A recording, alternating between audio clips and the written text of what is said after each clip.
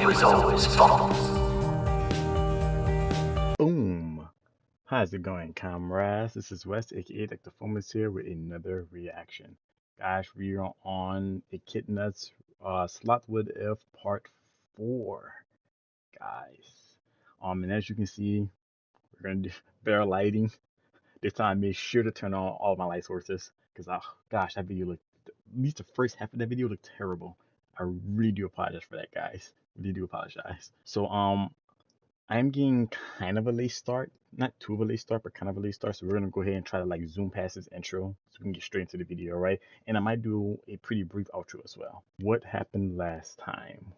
So on the last one, right, we find out that the imposter, like the one, the Zarestia in the black kimono is an imposter. It is actually, I think they called her an Oni, which is essentially like one of Rem and Rom's kind. Which I was like, what? That's because I wonder if there's more of them out there then. I wonder if we get to see some of them in season 3. Don't let me know if we do. I will count that as a spoiler. I mean, I hope, unless this spoils me. I mean, technically, it's already spoiled me on it because, like, I do know that there's more of them, that they're out there now. But, I don't know. Just don't tell me anything. She basically wants the light orb. She's the one who stole the light orb. And she wants it because she wants to kill the witch cultists, to take vengeance upon them for killing her people. And she wants to kill Subaru really badly because he smells like it. Because every time he resets, the witch's scent gets even more and more stronger on him. Even though he hasn't reset in a while, I guess it just still lingers on him.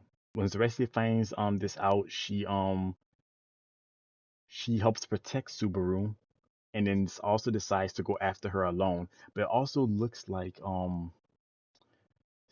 Zarestia and the Oni chick. I forget if she had a name or not, I'm not sure. But apparently both of them don't like wine. Neither one of them like alcohol, it seems like. And then where we last left off, Rem is essentially going into labor and Subaru is running her to the hospital. Which the way it kind of ended the last video was really dope because he was like, even though he's running towards the hospital, in a way he's still running away, which I thought that was like really deep. So guys, you know, without further to do, let's get into this. A long time After ago. losing my family when I was younger, all I had left was myself. But despite my tragic past, I was still a high and proud woman of the Oni race. Oh, hey. I now lived in a village You got a full of picture of him. demi-humans who had been rejected by society. Yet for some reason, they accepted me. I was comfortable once again. And for that, I was glad. It was when I had thoughts like these that they all disappeared in a scene of flames.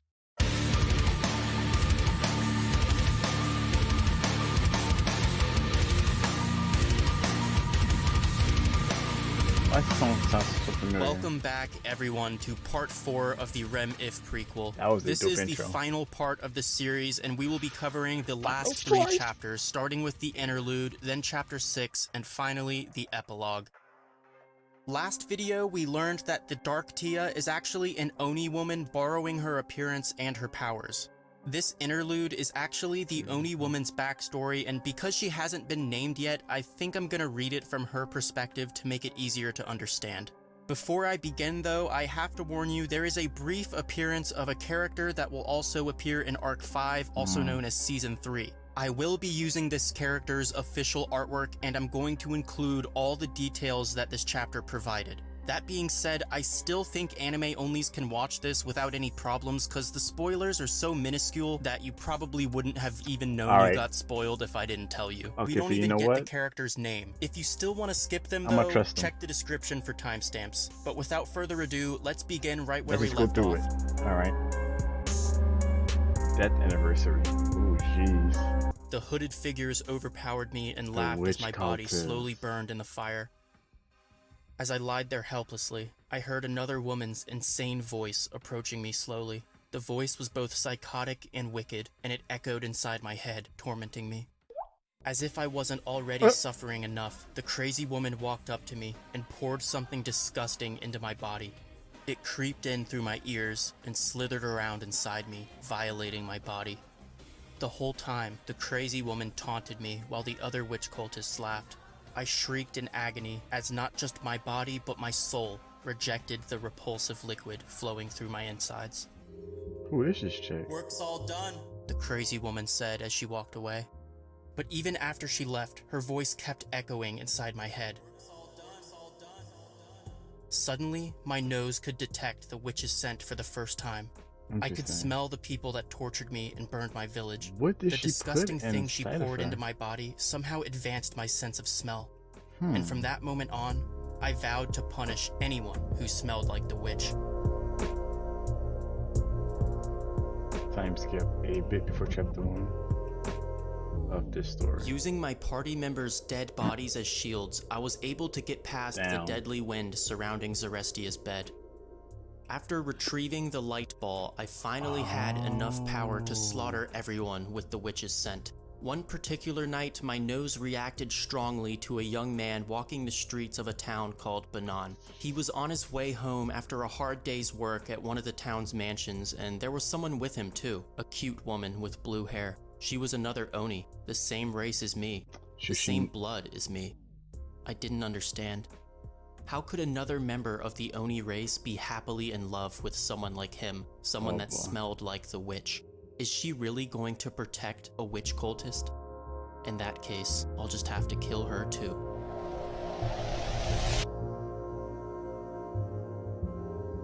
Wow.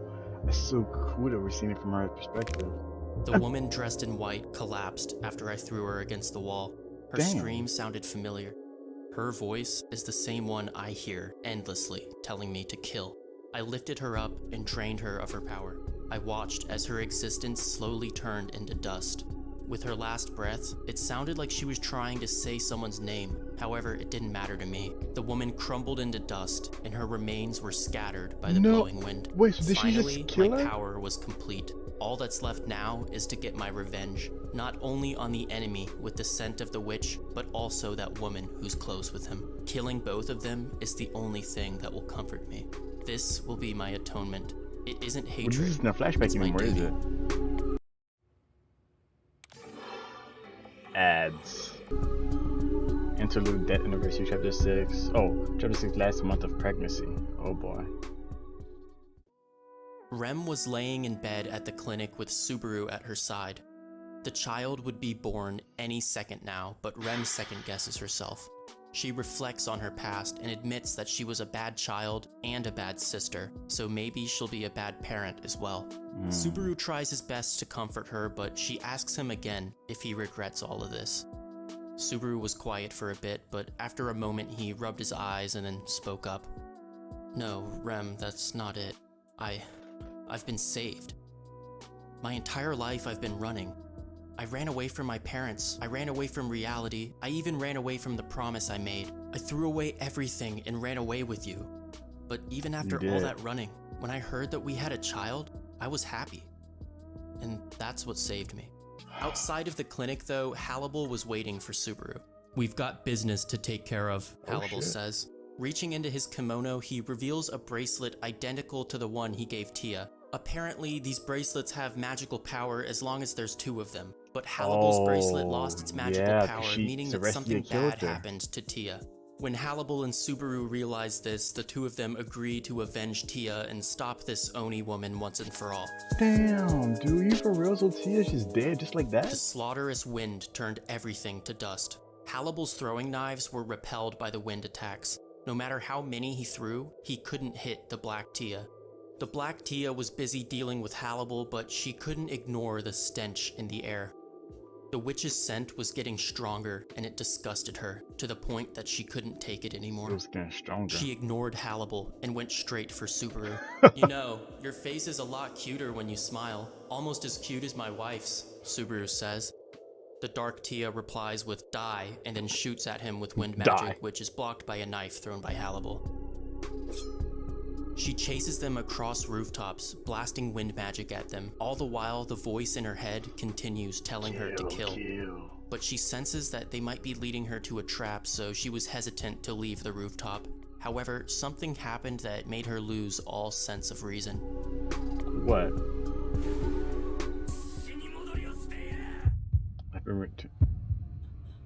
He said, The witch's scent intensified, and the Dark Tia lost control. She jumps down and shoots a blast of wind at Subaru, and Hannibal launches him into the sky but wasn't able to avoid the attack himself. no. He apologizes to Subaru and then dies. The Dark Tia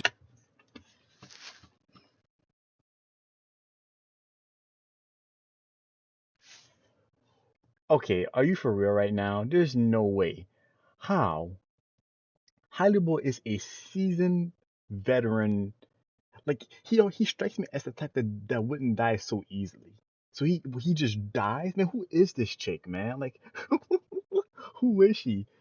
She kills a spirit, a great spirit, can kill Hannibal. I don't understand. Like, who is this chick? How is she this? Well, I guess she's this strong because she's still the light orb. You know, yeah, I was gonna say like because before Hannibal gave her so much trouble the first time they fought, but that's because she didn't have the orb of light at that time. Now that she has the orb of light, no, it wasn't that the orb of light. She stole the rest of the Restia's power. That's what it was. That's what did it. And she got a pretty significant power up because of that. Damn, man, that fucking sucks. So Hannibal's dead. That sucks. It's over, guys. It's done. I'm not watching the rest of it. Nope. Not what Hollywood did. I'm just kidding. All right, let's resume. Tia felt joy after confirming the kill and looked up at Subaru, her next target. Yeah, way up The in the air. voice inside her head told her to tear his body limb from limb and then bring his remains to his wife to teach her a lesson. But while Subaru's flying through the air, he shouts, "Do it now!" And then suddenly something was thrown at the Black Tia from every direction. Hannibal? It was a bunch of wet pieces of cloth slowly flying towards her. What? She still had plenty of time to kill Subaru though, and without Hannibal, Subaru had no way of dodging the attack. Wait, But so the voice inside the Dark Tia's head telling her to kill suddenly changed. "I don't want Rem to hate me," it said, and then the Black Tia froze. She couldn't move her hands or legs. She couldn't kill, Tia. and she couldn't dodge the wet the pieces of good cloth. Tia. They hit her and wrapped around her body over and over. She screamed as if her skull was breaking as the sharp scent of alcohol entered her nose. Oh. Yes. He's still alive. Okay. For a second there. Her body lost its form and started coming off as if it was ice melting. She lost all her power as well and was now nothing more than a regular Oni. Damn. "I'm sorry," Hannibal says, and sticks a knife through the center of her chest. It was over. Damn. I thought. Remember, Hannibal is trained in the art of curses. Sorry. That threw me off for a second. I thought they were gonna like talk no jutsu to her. You know what I mean? Like just be all like hey, like you don't have to commit this revenge. You could come be our friend. Nope. Die. Like damn. Like quick.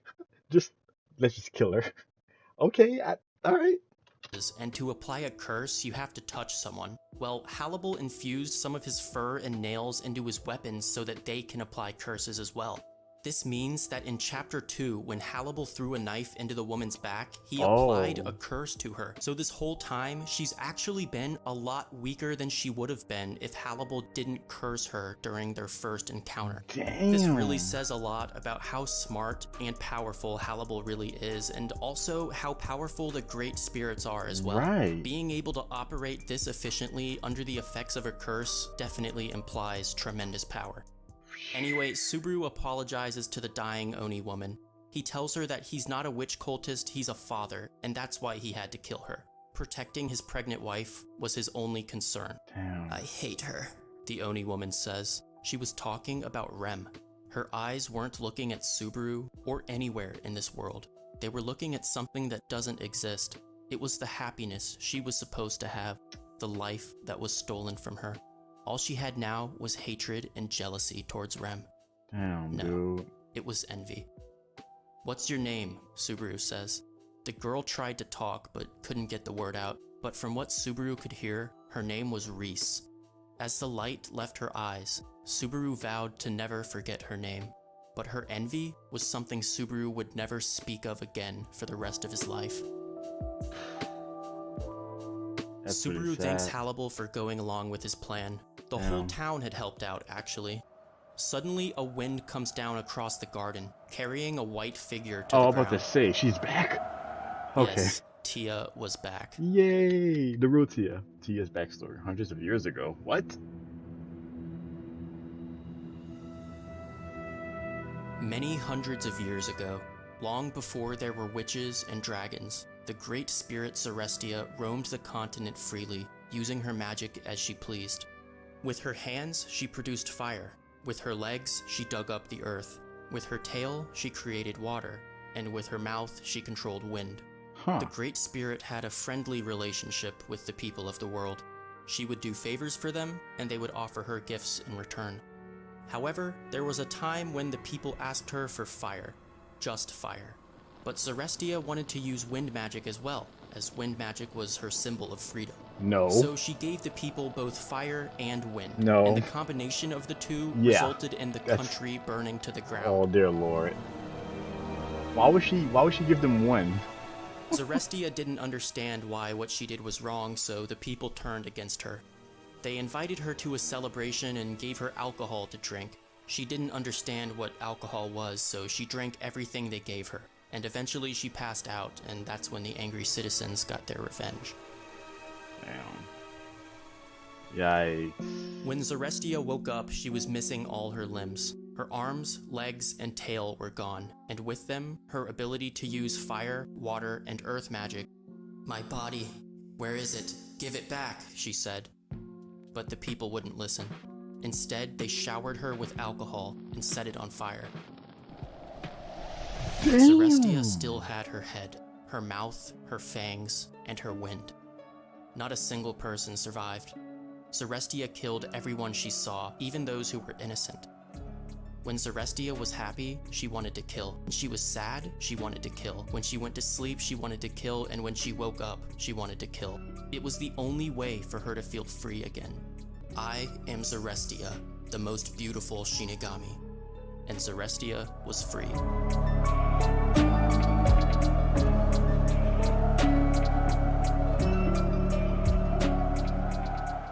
Wow. Rem was in terrible agony. Giving birth was so painful that she couldn't even feel the horn coming out of her head. She focused all her energy into the baby, closed her eyes, and tried her best to push through the pain. But when she opened her eyes, she saw something unexpected. It was no hallucination. Tia truly was standing there, smiling with a murderous look in her eyes. Murderous? It was a genuine smile, but it was completely full of bloodlust. She was wearing the white outfit, so it was definitely the good Tia. However, the aura she gave off was exactly the same as the bad Tia, which meant, "You got your light ball back," Rem says. Tia gets embarrassed and starts nervously playing with her hair, and with a red face, Tia timidly confirms Rem's suspicion. Rem wasn't afraid, but she had to ask, "Tia, are you going to kill me?" After a moment of suspenseful silence, Tia answers her, "I want to, but I love you guys, so I won't kill you." Okay, good. Okay, so interesting. Sorry to pause it. So this lust to kill, it goes back hundreds of years ago to what the humans did to her. The thing is though, it's like, why would she give them wind with fire? I mean, does she not know the what would have that's like that's like somebody saying, "Hey, can you do me a favor? Can you like light this on fire right quick? I just gotta like just this right here." And you're like, sure, of course I can. And, and you get some gasoline and you dunk it all over them. Like, wait, what are you doing? And you just light the match. That's what she did. Like, she pretty much gave them gasoline. Like, I don't understand why she would do that. Of course they're gonna get pissed off. They're like, you torched our entire country. We only asked for fire, not wind and fire, just fire.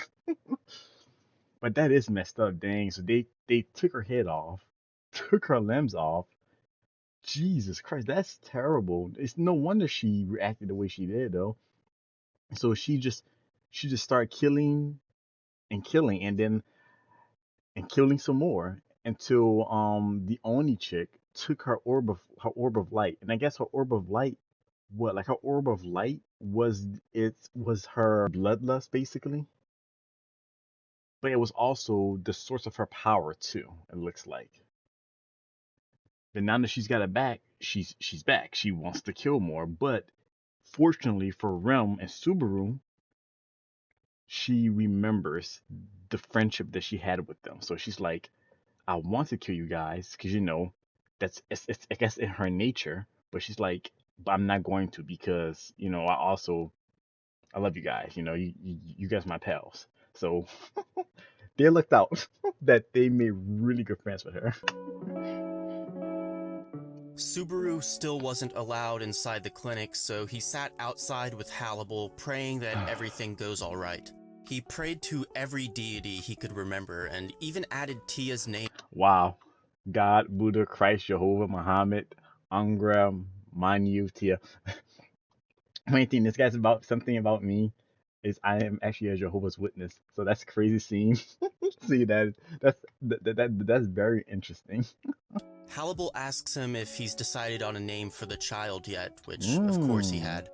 Subaru says that if it's a girl, he wants to name her Spica, and if it's a boy... Speaker. Before he could finish, the clinic door opened and Rem walked outside.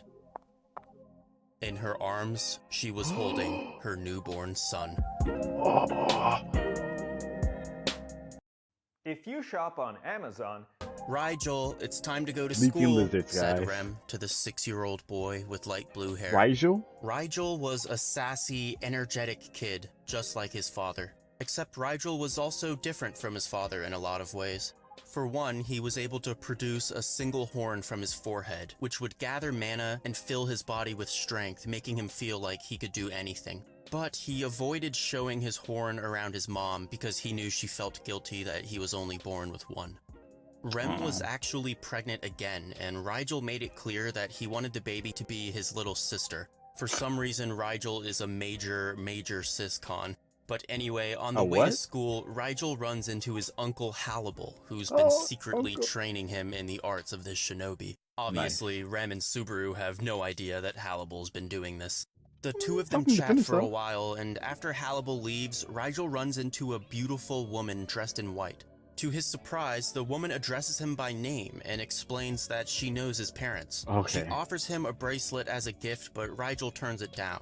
After all, Rem always told him not to accept things from strangers, so Rigel rejects the gift, and then Tia starts crying and threatens to kill him. Oh no. Rigel wasn't afraid of her though, because somehow he could tell that she wasn't really going to hurt him. Okay. The woman introduces herself gangster. as Tia, and explains that she's basically part of his family, so he can trust her.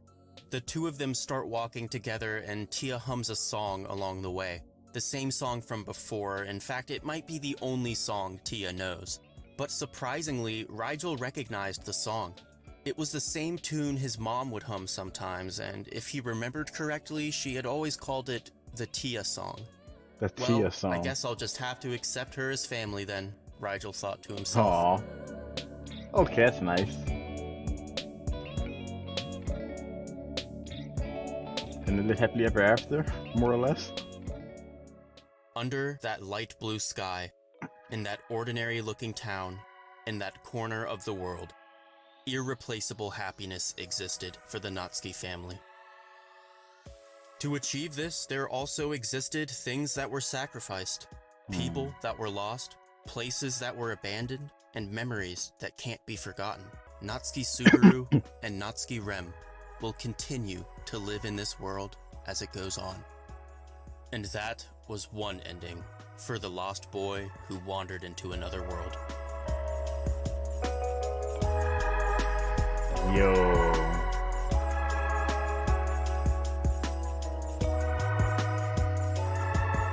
And that concludes the RemIf prequel. Yes, this was just the prequel, so the story does continue with the original RemIf, but after this...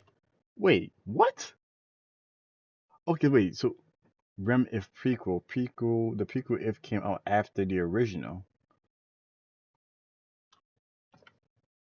Okay, so this is the prequel. Okay, interesting. At this point, all the conflict is resolved, and what's left is basically just slice of life type filler stuff. So right here is where the Sloth if story really ends, and the content after this point could be viewed as a sort of OVA for lack of better terminology. What Okay. makes this if story different from the others is that Subaru overcame his mental conflict by the end of the story.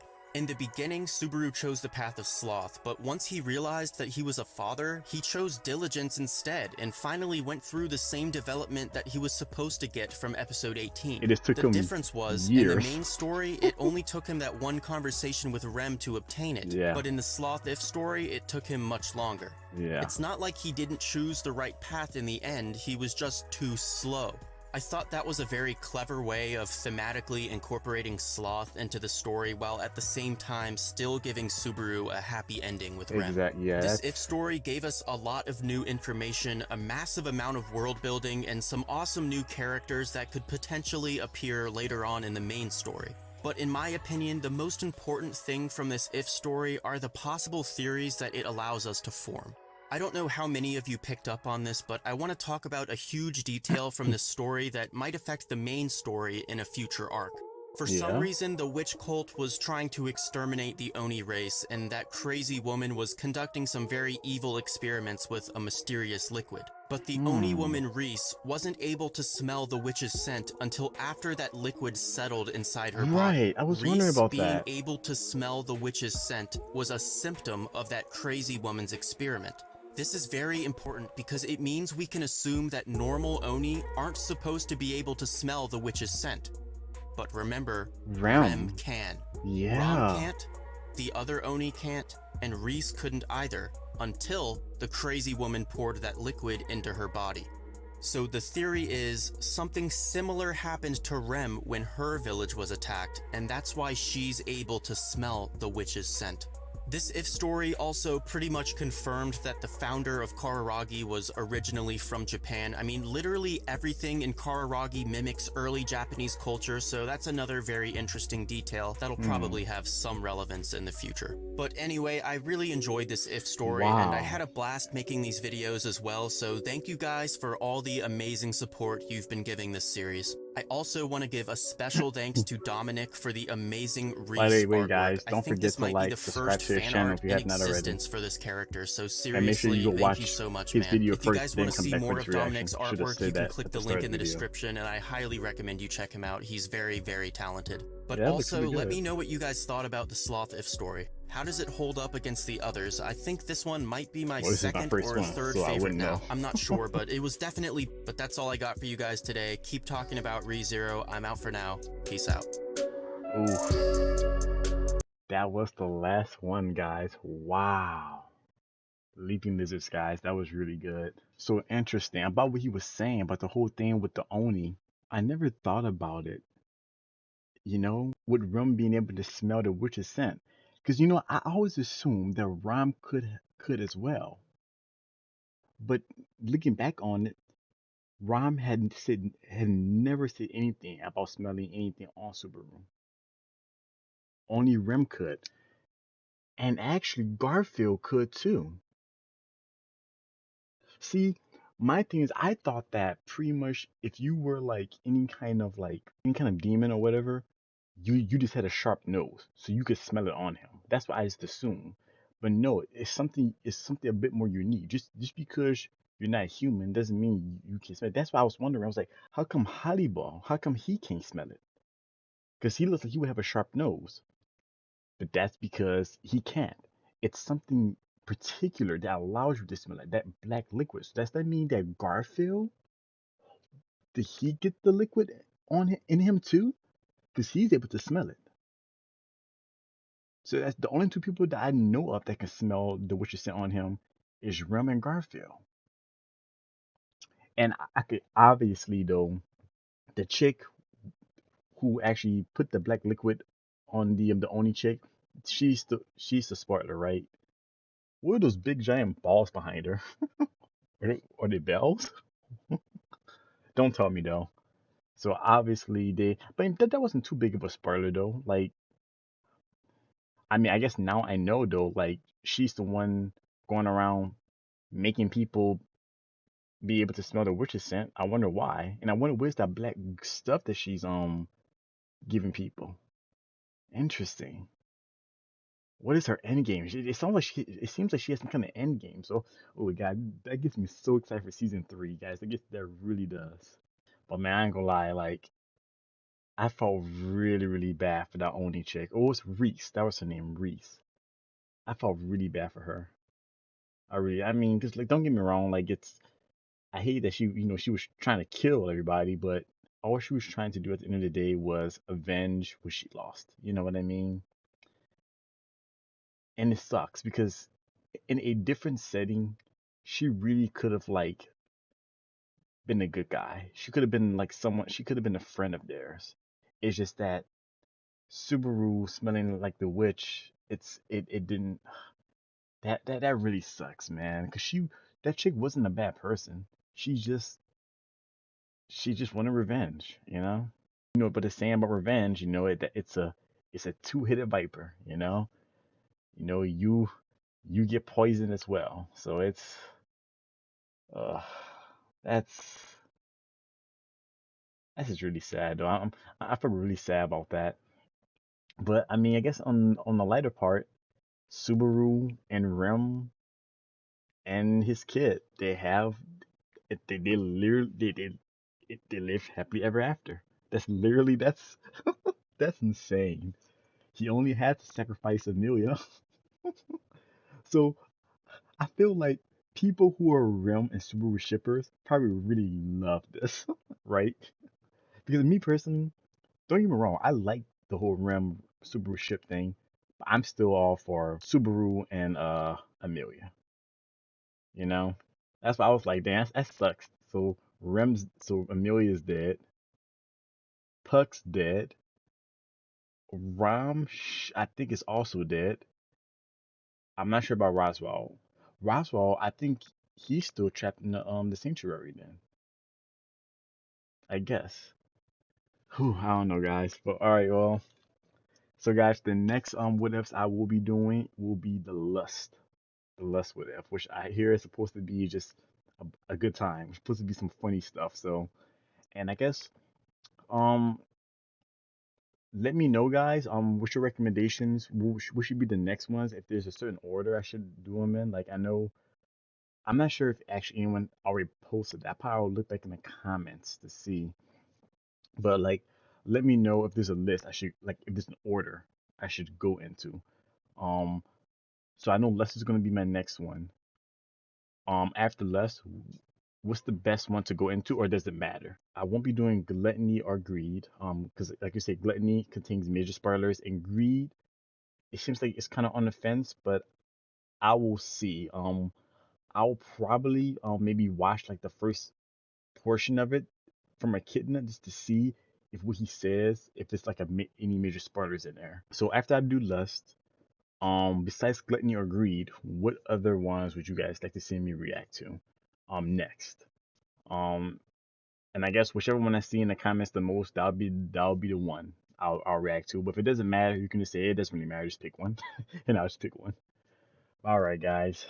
This was a Now this was a great. I'm so glad you guys talked me into reacting to these because I'm having a good time watching these. Like Echidnut's videos are top tier, by the way. Like he's very descriptive in his storytelling. You know what I mean? All right, guys. But I think I'll end the video here.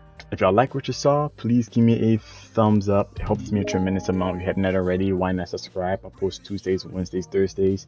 If you guys have any comments about this video or anything in particular that's non-spoilery, posting below. I'd love for you guys' comments. Also, if you have any suggestions on what tricks to react to next, post those as well. And if something I haven't seen, I will take a look at them. Till next video, guys. I'm seeing nothing but mad love. Stay awesome. Deuces.